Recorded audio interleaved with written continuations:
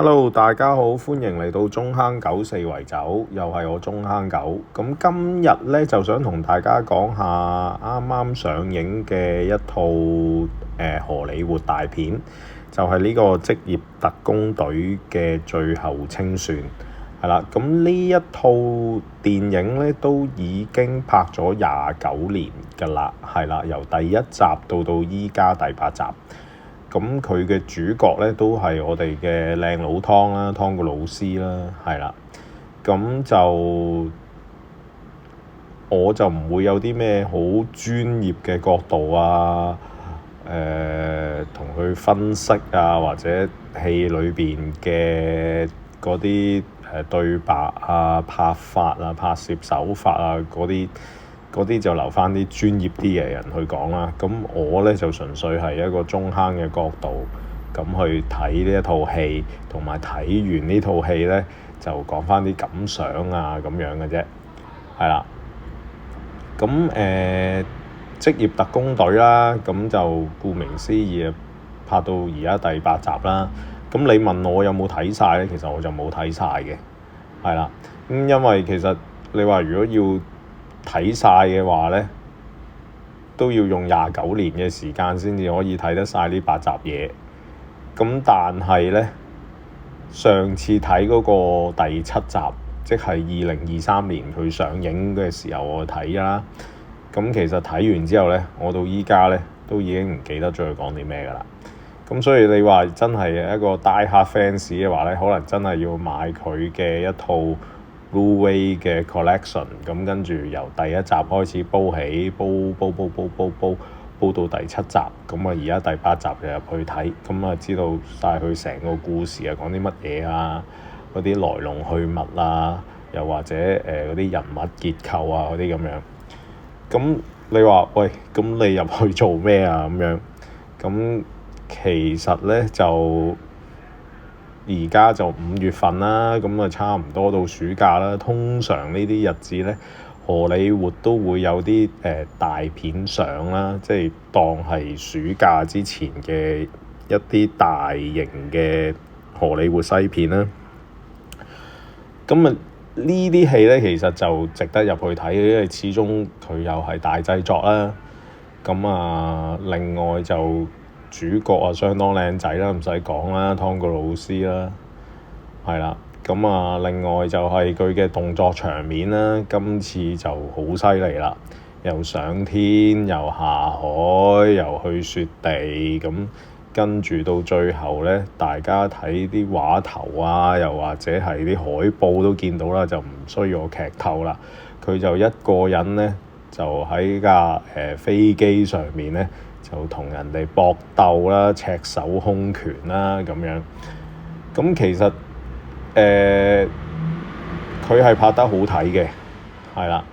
咁故事咧，你就唔好寄望話即係個劇本好犀利啊，或者出人意表嘅結局啊嗰啲咁樣啦。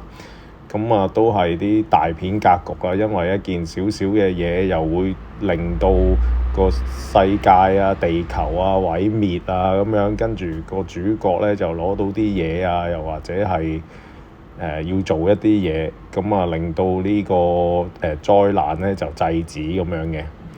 咁就呢個我都唔算係劇透啦。咁但係通常嗰啲大片啊，嗰啲都係個故事結構都大致上係咁樣噶啦。咁我哋睇嘅就係睇下佢裏邊嘅場景啦、服裝啦、同埋嗰個動作設計啦咁樣。咁 so far 都係正嘅，我覺得都係 very good 嘅，都係可以推介俾大家去睇嘅咁樣。咁就另外咧，亦都想同大家講咧，就係始終呢一套戲咧就上映咗29年啦。湯告老師咧，由以前嘅靚仔湯、型仔湯，到依家咧就變咗做靚佬湯啦。咁佢對呢個演藝事業上嘅堅持咧，係值得大家嘅尊重嘅。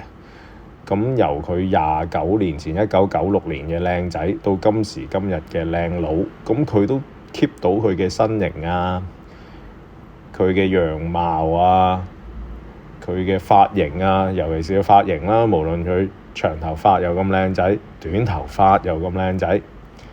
咁啊，另外就係佢嘅動作場面啦，佢係親身上陣啦，冇話有啲咩CG 啊，企喺啲綠幕上面影㗎啦，亦都冇話係有啲咩替身去替佢啦咁樣。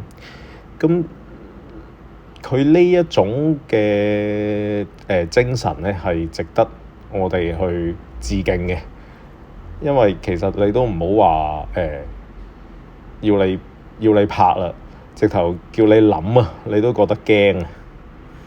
係啦，呢啲真係做到能人所不能嘅嘢咧，我哋係值得去尊敬嘅。係啦，因為企喺架飛機上面，唔好話要做啲咁多動作場面啦。咁啊，淨係叫你其實望上去都腳軟啦。係啦，更何況仲要喺上面嗰度做咁多嘢，咁複雜。係啦。咁就所以就係，亦都可以咁講係，我哋應該要珍惜咯，因為其實橫觀依家無論因為市道嘅關係啊，又或者係今時今日已經再冇一個咁 outstanding 嘅一個演員啊，又或者已經冇一種咁樣嘅號召力嘅演員啊，又或者就算有一個咁號召力嘅演員，佢都唔肯話做啲咁樣咁危險嘅嘢啊咁樣。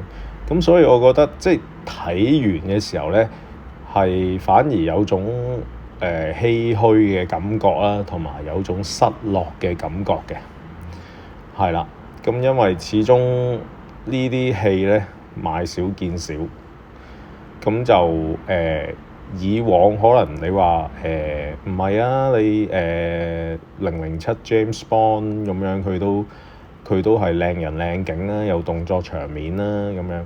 咁但係 James Bond 就始終都冇啊靚佬湯咁樣佢嗰種賣命嘅拍法啦。係啦，咁就橫觀so far，我覺得未來呢10年8年都出唔到一個好似湯告魯斯咁有號召力、咁有影響力嘅男演員啦。係啦，亦都咁賣命啦，咁即係唔錫身啦，可以咁講啦。咁去拍一套電影啦，咁就係啊，買少見少。咁所以我睇完都係有啲唏噓同埋有啲失落嘅。咁你話你問我套戲係咪真係好好睇啊，或者故事內容啊各方面就唔係嘅。咁但係即係純粹係睇佢嘅動作場面啊，我覺得係值回票價嘅，係可以去睇嘅。係啦，咁就荷里活就係咁嘅情況啦。咁啊，香港我哋呢邊咧就更加唔使講啦。香港我哋就已經其實都失色咗好多年㗎啦，因為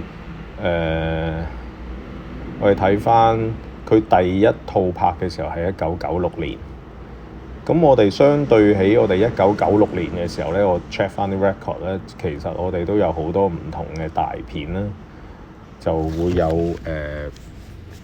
古惑仔1、2、3啦，警察故事4啊，大內密探008啊，百分百感覺啊，金枝玉葉2啊，甜蜜蜜啊，食神啊咁樣，即係呢啲都係96年我哋香港嘅一啲港產電影啦，係啦。咁但係你話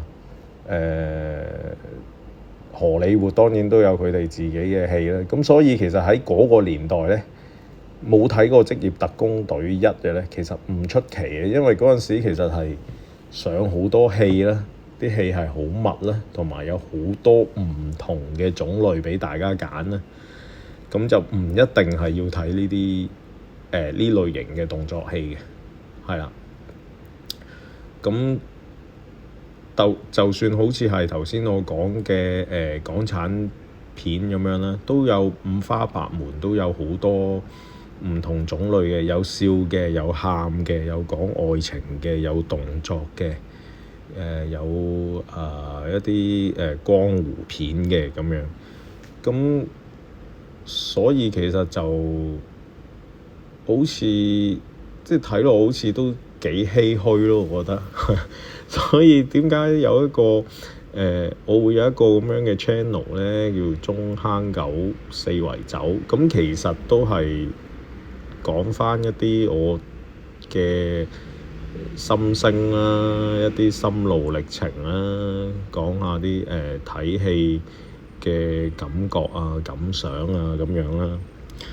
咁除此之外咧，咁我都想喺呢個 channel 裏邊咧，就拍多啲唔同種類嘅題材嘅片俾大家啦。咁我都係一個球迷啦，我都會睇波啦，睇英超啦。咁我嘅愛隊係阿仙奴啦。咁嚟緊咧，我都會拍片咧，係評論一下阿仙奴嘅今季嘅表現啦。咁就亦都會拍一啲探店嘅片啦，或者去餐廳覺得好食嘅，想介紹俾大家嘅片咧，咁我都會陸陸續續有唔同種類嘅片會有嘅。咁但係都希望大家多啲俾留言話俾我聽，你想睇邊類型嘅片，咁我就盡量去拍嗰啲題材嘅片俾大家啦。咁就記得 CLSS 係啦。多謝大家收聽收睇，我哋下次見啦，拜拜。